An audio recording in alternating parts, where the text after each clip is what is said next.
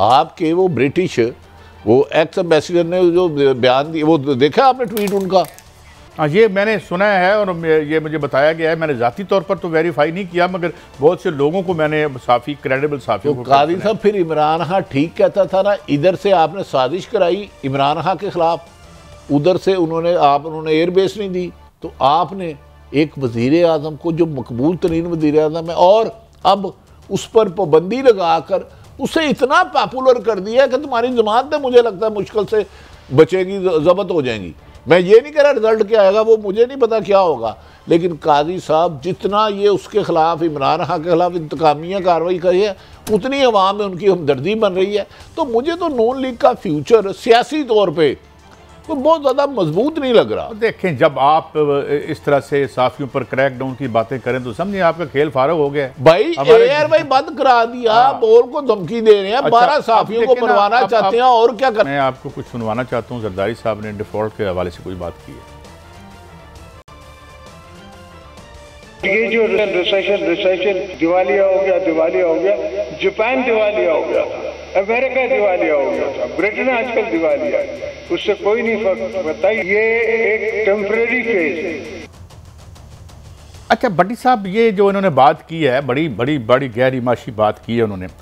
America reserve currency खुद बनाता है, वो जो नोट छाप देता है वो आप समेत हम सबको मानना पड़ता है।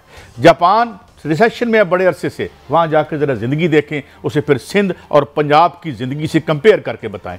और होने को तो सेकंड वर्ल्ड वार भी हुई थी, 1971 में पाकिस्तान भी जो है 2 लख्त हो गया था, नहीं हुआ था। जलजला भी आया था 2005 में।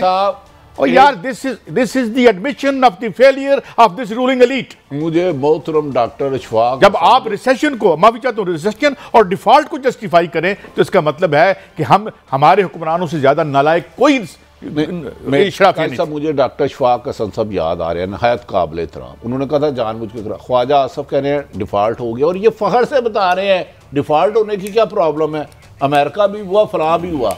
मैं सिर्फ इनसे एक सवाल करता हूँ, आप 40 साल से इक़्तिदार में मोहतरम आसफ जरदारी साहब, आपने इस मुल्क को कह रहे हैं डिफॉल्ट होना कोई प्रॉब्लम नहीं, सिर्फ आप ऑन ओथ आके दुनिया में अपने बता दें आपकी प्रॉपर्टी कितनी है। अगर ये मुल्क आपके 5 दफ़ा इक़्तिदार में आने के बाद डिफॉल्ट हो रहा है तो आपके खरबों रुपए में इजाफा क्यों हो रहा है, खरबों डॉलर क्यों बन रहे हैं?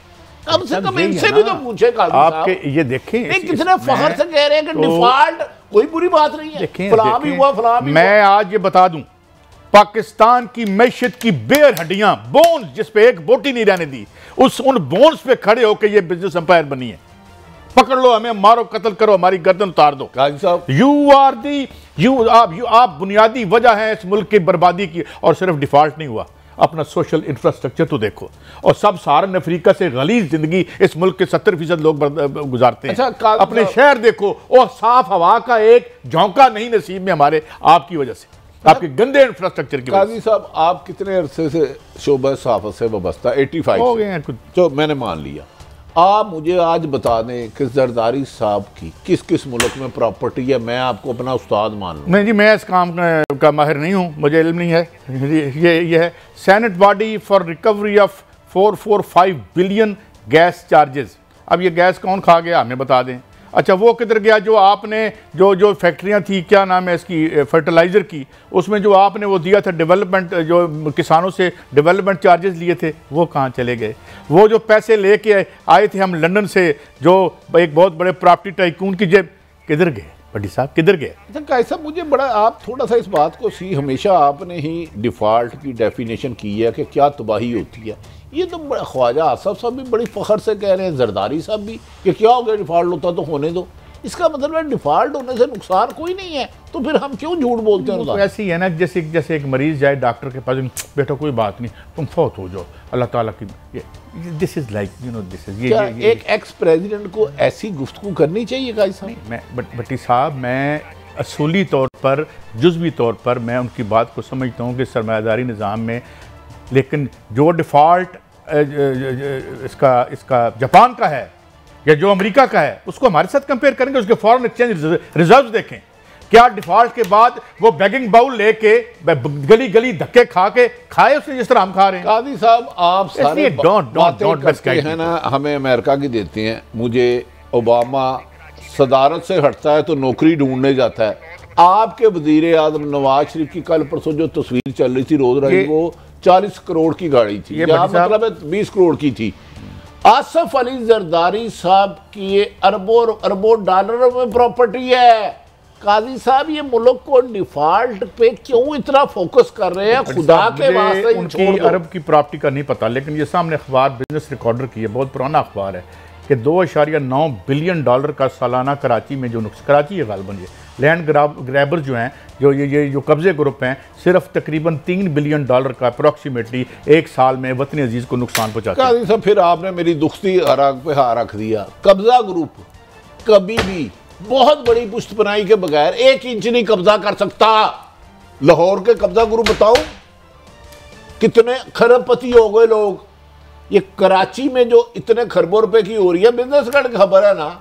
अगर मैं चैलेंज करता हूं, आम शहरी तो अपने घर में घुस नहीं सकता जब तक कुछ ताकतवर तरीन इनकी पुष्ट पे ना हो। भट्टी साहब, मैं प्रोग्राम को क्लोज करते हुए सिर्फ एक फिगर दे के जाऊंगा, और ये मैंने UNDP की फिगर है।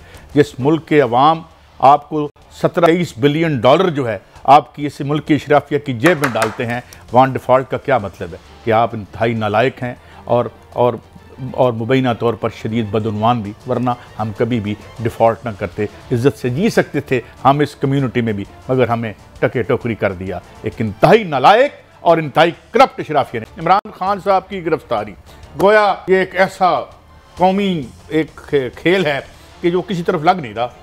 बिस्मिल्लाहिर्रहमानिर्रहीम। का सब मौजूदा हुकूमत का नाम PDM की बजाय ना इंतकाम ले लेना चाहिए, जालसाजी रख लेना चाहिए, ना इंसाफी ले लेना चाहिए। अजीब हुक्मरान आए हैं कि इमरान खान के खिलाफ मुकदमों की सेंचुरी बनाने में लगे हुए हैं। वो यार, जब से तुम आयो मुल्क को माशी तबाही के दहाने से आगे ले गए हो। आप भूल गए हो कि इस मुल्क में तालीम हुक्मरानों का काम है देना, सेहत की सहूलतें, इंसाफ फराहम करना। लेकिन आपको एक ही मरज है, बज़ाहिर इमरान खान पर पैमरा से पाबंदी लगवाई है इन्होंने, लेकिन कोई एक वजीर मरियम नवाज समेत बताए प्रेस कॉन्फ्रेंस इमरान खान से शुरू होती है, इमरान खान पे खत्म होती है। मुझे तो लगता है नहीं इमरान खान से इश्क हो गया या इमरान फोबिया हो गया। ये जब कीमतों का जिक्र नहीं कर सकते, मैशत पे अच्छी खबर नहीं दे सकते, तो अच्छा है इमरान बेचते रहे। कादी साहब, इन्होंने पाबंदी लगा के ना इमरान खान को अवाम में ज्यादा मकबूल कर दिया है। इनकी एक लीडर की प्रेस कॉन्फ्रेंस बताए जिसमें नाजेबा अल्फाजों का इस्तेमाल ना, और इमरान खां। ओ भाई, तुम अपना नाम बदल के इमरान खां रख लो। वो तुम्हें उससे इश्क है या नफरत, मुझे तो ये भी नहीं समझ आई। मुझे आप बताएं ना, मेरा सवाल आपसे, क्या बात करें? हमने पेट्रोल कम कर दिया है, हमने बिजली की कीमत कम कर दी है, हमने शायद, वो तो हम कह नहीं सकते। तो इमरान अच्छी कहानी, अच्छी स्ट्रेटजी है। आप रजीम चेंज के तहत आए थे तो दावे यही करके आए थे कि डॉलर इतने का होगा, पेट्रोल इतने का होगा। मैं 6 महीने में ना आया तो मेरा नाम बदल देना। ये शहबाज शरीफ साहब के बयान आता है, मेरे नहीं है। तो यार कुछ तो शर्म करो यार, कुछ तो हया करो। खान साहब को अगर कोई जुर्म किया तो पकड़ लें। मुझे बताए सारा दिन टीवी पे इन्होंने पाबंदी लगाई है, स्वाय इमरान खान का चलता क्या है?